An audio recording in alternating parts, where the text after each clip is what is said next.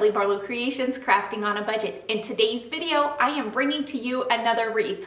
I know, another wreath, but stick with me because if you haven't heard already, I absolutely love making wreaths. Wreaths are honestly one of my favorite decor pieces to add to my front door. I always have a wreath on my front door. It's something that I've always done. It's something my mom always did. And I just love the look of a wreath on your front door. And so they are something that I like to bring to my channel every now and again. And today's wreath is an Easter wreath using Dollar Tree items. And this wreath is Pinterest inspired. So let's jump into it and let me show you what all you need from the Dollar Tree to make this stinking adorable Easter wreath. You're gonna love this. From the Dollar Tree, I picked up one of these wire rings, some pink burlap ribbon, these foam eggs, Peeps in the color of green, yellow, blue, pink, and purple, some of Krylon's crystal clear sealer, and I'll also be using this fat quarter that I picked up from Joann's. I started off by ironing my fat quarter so it was nice and flat and easy to work with. I'm then going to take my wire ring and place it on top of the back side of my fabric, and I'm going to trace the inside of the ring and the outside.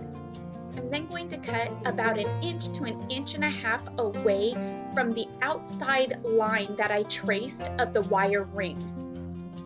I'm then going to fold my fabric in half and cut a slit in the middle.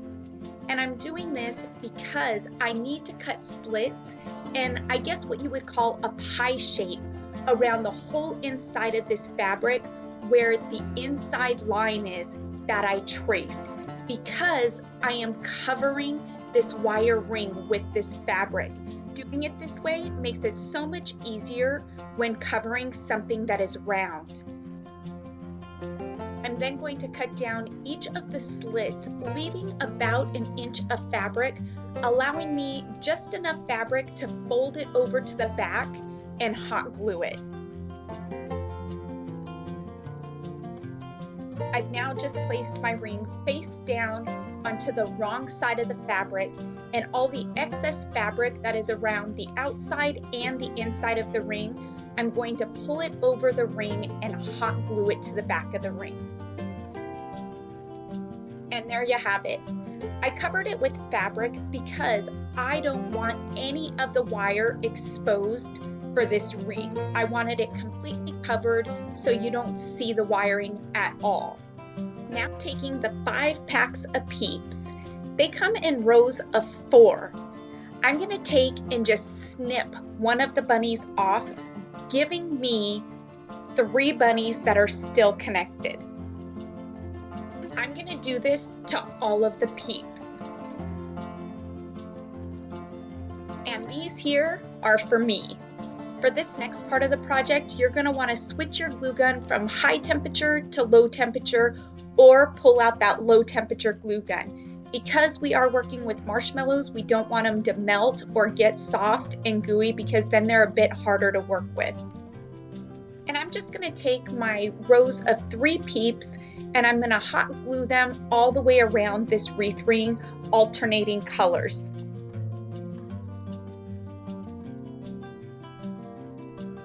Now using these foam eggs from the Dollar Tree, I'm going to use them to fill in all of the gaps between each of the rows of the Peeps. I'm going to remove all of the strings that are used to hang these for a decorative tree because I don't need the strings. And I'm just going to simply hot glue them in between each of the Peeps. 2 eggs fit perfectly in between each row, and so I'll do this all the way around. I ended up needing 2 packets of these mini foam eggs. And because this wreath is made up of Peeps, I'm going to seal it with Krylon's crystal clear sealant. An alternative to this is to use an aerosol hairspray. This will help from attracting ants and little critters, and it'll also help from having the sugar flake off of it. And for storage purposes, the Peeps harden all on their own, so that is perfect. I'll be storing this in a trash bag inside of a Rubbermaid container. To finish this wreath off, I think it needs a nice pink burlap ribbon, So I'm going to take my burlap ribbon and I'm going to fold my ends in so they meet in the middle. Then I'm simply going to cut the ribbon and hot glue it in the middle to hold it together. I'm going to do this 5 separate times.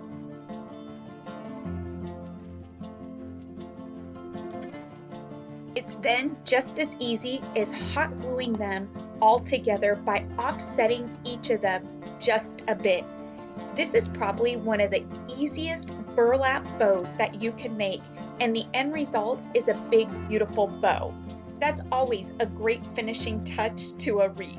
Then taking a 3-inch piece of the same burlap ribbon, I'm just gonna fold it together and hot glue the ends together to finish off the center of this bow.